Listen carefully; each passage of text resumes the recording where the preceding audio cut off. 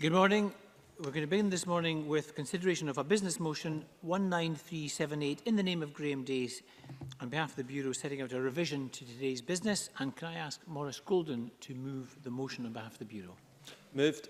Thank you very much. And no member seems to wish to speak on this motion. The question... Oh, Murdo Fraser does. Oh, it's just pressed, yes. Sorry, call Murdo Fraser. If I want to oppose the business motion, I do that in the knowledge that has been agreed by the Bureau, that has been agreed by my own party's business manager, but I oppose it on the grounds that this afternoon's Stage 1 debate on the non-domestic rates bill has been reduced to 1 hour and 25 minutes, and I understand speakers' time has also been reduced in that debate. This is a very important bill the Parliament will be considering. It has important consequences for the business community, who are looking with great interest at how we deal with the business rates regime. It has implications for independent schools. It has implications in other areas too. And it's extremely unfortunate that a vital piece of legislation is having its debating time constrained to less than an hour and a half. And the speakers in that debate are having their time constrained, I understand, to no more than 4 minutes. This is a parliament. The primary function of a parliament is to debate legislation. We spend a lot of time in this Parliament debating what are very worthy subjects in government business, but the priority must be given to legislation. And I'm extremely concerned at the situation that developed last night, which members raised in points of order at that time when Parliament sat for so long, dealing with legislation quite rightly. But the Business Bureau really needs to look at the amount of time that is being allocated to deal with the making of law, which is the priority for this Parliament, and it is simply not being well served by the way business is currently being timetabled. Can I thank Murdo Fraser for the points he makes? Now, normally at this stage I would actually ask the government's business manager to respond. Maurice Golden or any of the other business managers if they may respond if they choose to do so. I wasn't, unfortunately, normally I chair these meetings and this morning I wasn't. I can certainly say for the record that these matters that Mr Fraser raised are the very matters that we discuss every single time and weigh up. Does Mr Golden wish to add anything?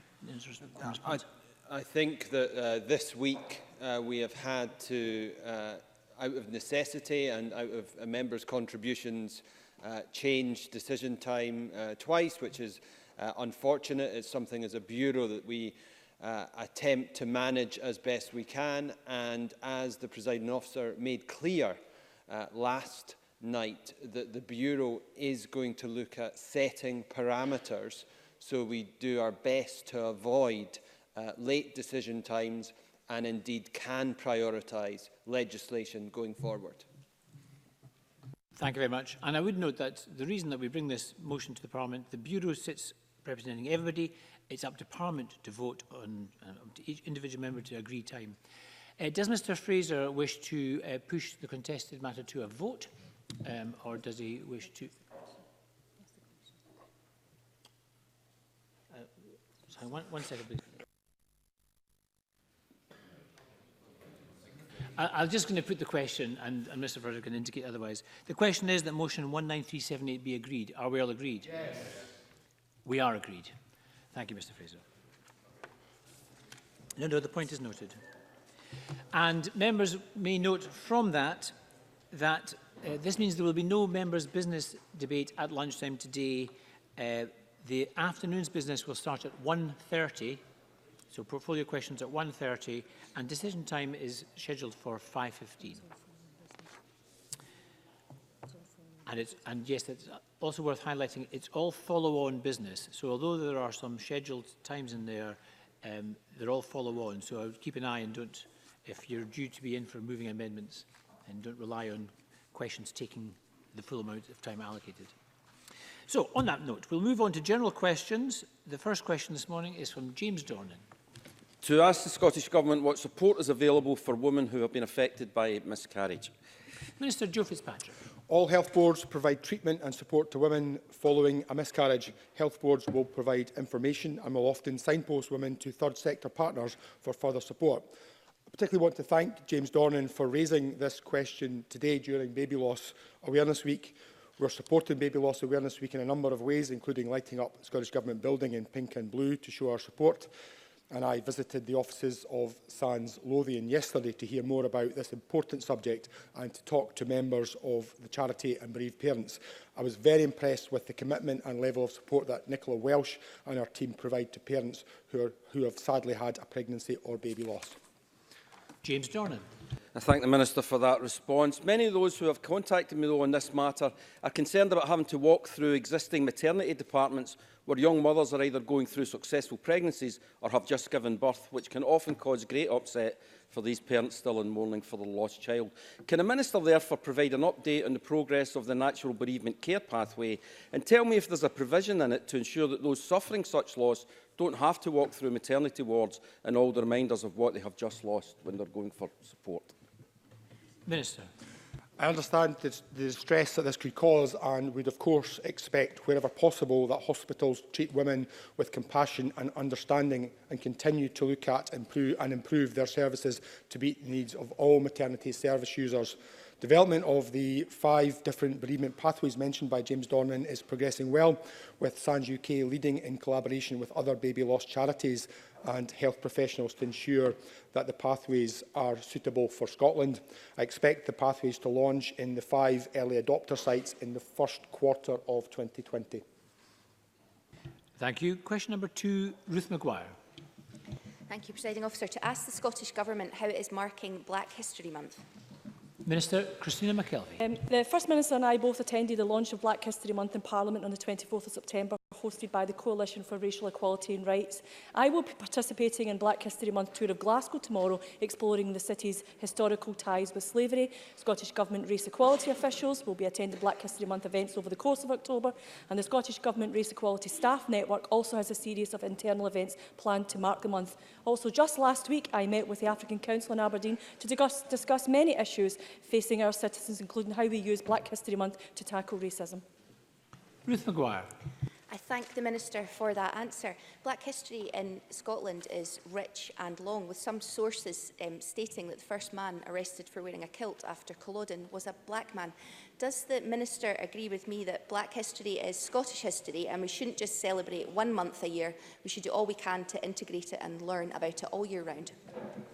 Minister. Yes, I'd be delighted to absolutely agree with my colleague Ruth Maguire on this. We are a culturally enriched nation. I think some of the colours of our tartans are expressed in the fact that we do have that very enriching, colourful cultural background. Maybe to give Ruth Maguire a wee bit of an update, race equality officials and myself have ongoing meetings with many of the organisations. We've allocated over £2.3 million in 2019-20 to fund those organisations to advance race equality all year round, just not in Black History Month alone. In February 2019, Respect Me published an anti-racist bullying resource which addresses inclusion, effectively challenging racism in schools. To support this, we continue to fund Respect Me to do this work. And the Race Equality Action Plan, the Scottish Government is committed to increasing the number of teachers from underrepresented groups at all levels of Scottish schools. Hopefully that will encourage and reassure Ruth Maguire that all year round we take our cultural enrichment from Black History Month to every single month of the year. Thank you. Question number 3, Bob Doris. To ask the Scottish Government what contribution NHS Greater Glasgow and Clyde will make to the proposed new national thrombectomy service. Cabinet Secretary Jean Freeman. Before the introduction of the thrombectomy service, it is imperative that proper clinical planning for such a highly specialised intervention is undertaken. The programme for government commits us to ensuring that a national planning framework is in place in order to provide a high quality and clinically safe thrombectomy service. NHS Greater Glasgow and Clyde sit on the Directors of Planning Thrombectomy Advisory Group. This group is currently developing a national framework for the introduction of the service. Once the framework is finalised, appropriate thrombectomy service sites will be approved, and it is currently anticipated that the service may be available in at least one board area by 2020. Bob Doris. I thank the Cabinet Secretary for that answer. Presiding Officer, I recently met with a constituent of mine whose husband is making a strong recovery from stroke thanks to a thrombectomy procedure which is not available in Scotland as yet, as we know. He underwent this procedure whilst on holiday in Mallorca. I understand the National Planning Board may sign off on a national service imminently, Cabinet Secretary, but can I seek a reassurance that the Scottish Government will ensure NHS Greater Glasgow and Clyde offer this service as soon as possible, as concerns have been raised with me it could be another year before it's actually implemented? Cabinet Secretary. I'm grateful to Mr Doris for his additional question. Certainly the Greater Glasgow and Clyde area covered by that health board is a significant area in terms of the incidence of stroke. The west of Scotland is one of the areas where we see the highest incidence. Our intention, though, is to provide a thrombectomy service that covers the whole of Scotland, including in particular the north. So we will work to ensure that when the service is introduced, as it is being introduced in England, it will be done on a phased basis. At this point, it isn't possible to say which part of the country will be in the initial phase, but certainly once we have that clearer information, we'll make sure that Mr Doris is advised. Thank you. And Monica Lennon. Thank you, Presiding Officer. Is the Cabinet Secretary able to give a commitment as to when thrombectomy will be available to patients in every health board, including Lanarkshire, and if funding for each health board has been identified yet? Cabinet Secretary. So just on the question of funding, until we have the clear planning framework, and it is of course part of the overall stroke pathway and the work that is additional work that is now committed to from the programme for government, including the appointment of a clinical medical specialist in stroke to look at the whole pathway across Scotland. But until that framework is finalised, it's not possible to give a commitment in terms of either the final dates when it will cover the whole of Scotland, or to know what the additional resource would be. But we've made the commitment to deliver this service, so the resource will be made available to deliver the service once the planning framework is in place, and at that point we will know the timescale for the phasing in of thrombectomy across Scotland. And as I said to my colleague Mr Doris, I will make sure that Ms Lennon too is aware of how that will be phased in across Scotland. Thank you. Question number 4, Alexander Stewart. Thank you, Presiding Officer. To ask the Scottish Government what its response is to the call from Ash Scotland to join up an approach to services related to tobacco and other health-harming substances. Minister Joe Fitzpatrick. We welcome the fact that Ash Scotland continues to raise awareness that smoking remains the single biggest avoidable cause of death in Scotland, killing more than 9,000 people each year. Through the partnership approach we take to tackling the use of and harm from tobacco in Scotland, this figure continues to decline each year. In June 2018, we published our public health priorities. These include a joined-up priority to reduce the use of and harm from alcohol, tobacco and other drugs. It's the responsibility of health boards and integrated authorities to decide how best to join up their services to deliver on this priority. The Scottish Government continues to encourage boards and authorities to take a joined-up approach to services aimed at tackling the effects of health-harming substances. Alexander Stewart. I thank the Minister for that response, and I'd like to note my interest in the subject as the British Lung Foundation's smoking cessation champion. Smoking prevalent rates across Scotland have flatlined, according to data in the Scottish Health Survey of 2018, and there has been a concerning increase in the number of smokers in Scotland's most deprived communities. Can the Minister tell me what new steps are in the Respiratory Care Action Plan to increase the number of people quitting smoking? Minister. So obviously the member is aware that the action plan will be coming forward in due course and is continuing to be worked on, but I will talk about some of the actions that we are taking. So this week we launched a consultation which paves the way for removing smoking outside hospital buildings, and later this year we will consult on restricting advertising and promotion of electronic cigarettes. These are the kind of actions which will be taken, will keen that overall smoking trends continue to decline. I am aware of the statistics that the member mentions, and it is something we need to be mindful of. The trend continues to be down, and it's particularly good to see the levels of smoking amongst the youngest remains at historically low levels. We need to see whether the slight blips, I think the increase, it looks like there's an increase in adult smoking from 18 to 19. I think that largely that accounts from rounding, from 18.4, which was rounded down, and 18.7, which was rounded up. But we absolutely need to keep looking at that, particularly around those deprived communities where we are seeing an increase in uptake of services for cessation. So that's a good thing that we need to keep working on, and I absolutely appreciate the continued support of the member on this matter. And David Stewart. Thank you, Presiding Officer. Does the Minister share Ash Scotland's assessment of the link between smoking and health inequality, and that we need a national strategy that tackles smoking cessation and poverty alleviation? Minister. I think the member makes an important point that he's made many times before, and you won't find this government arguing against the links between health inequality and poverty and deprivation. It's absolutely something we need to continue to work on, and you know, the member will continue to get my support for his interventions in this matter. Thank you. Question number 5, Donald Cameron. To ask the Scottish Government whether it will provide an update on any planned upgrades to the Gurrock-Dunoon passenger ferry service. Minister Paul Wheelhouse. We have started a project that will consider the long-term requirements of the Gurrock-Dunoon passenger ferry service, including vessel and infrastructure upgrades. We'll also consider opportunities for shorter-term improvements in passenger facilities. Presiding Officer, the recent link span issues at Gurrock and any inconvenience caused to passengers are regrettable. However, the challenging situation has been managed effectively by both CMAL and CalMac with minimal disruption to passengers using the Gurrock-Dunoon service. Cameron. The Minister may be aware that recent media reports have revealed that the 2 vessels that currently operate the route have racked up over 2,000 cancellations since they came into service.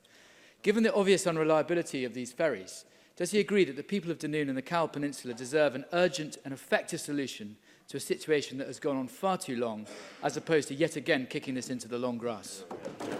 Minister. I think Donald Cameron would accept that in the engagements I've had with him, I have recognised there have been challenges in the Gurrock-Dunoon service, and indeed we are trying to move, as he knows, to a position where we have a longer-term stability and reliability for the service. I would like to say to Mr Cameron and others who have an interest in the route and have frequent discussions with Mike Russell, for example, as one of the constituency members affected, that we are seeing an increase in passenger traffic on the service, which I hope Mr Cameron would welcome. Notwithstanding disruption there is to the vessels, we recognise those vessels are not ideal for the route. And we are working through the project I've just outlined in my first answer with CalMac, with SPT, Clyde Marine, to make sure the necessary arrangements are put in place to support the revised service timetables and all, that have been in recent times. And also we are looking to try and make sure that the project takes on board the views of those passengers using Gurrock-Dunoon, trade unions and indeed local authorities in terms of the harbour facilities. So I'm happy to engage with Mr Cameron, as with other members who've got an interest in this, as we take the work forward. But we do recognise the challenges, but we are working on providing a long-term solution for the service. Thank you. Question number 6, David Torrance. Thank you, Presiding Officer. To ask the Scottish Government how many local authority and affordable houses have been delivered in the Kirkcaldy constituency since 2012. Minister Kevin Stewart. Thank you, Presiding Officer. The Scottish Government has delivered 893 local authority and affordable houses in the Kirkcaldy constituency through our Affordable Housing Supply Programme and Open Market Shared Equity Programme since 2012. Our support aims to deliver a range of housing and a mix of affordable tenures, but primarily focusing on social rented housing. This is a key government priority as we aim to deliver 35,000 social rent homes across Scotland as part of our 50,000 affordable homes programme, backed by a record investment of £3.3 billion. David Torrance. Does the Minister agree with me that Brexit will have a devastating impact on the availability of skilled workers in the construction industry and could potentially damage the good results being achieved by the Scottish Government in delivering new housing programmes? Minister. Presiding Officer, I do agree with Mr Torrance. I'm deeply concerned that all of our good work increasing Scotland's housing supply could be significantly undermined by a no-deal Brexit.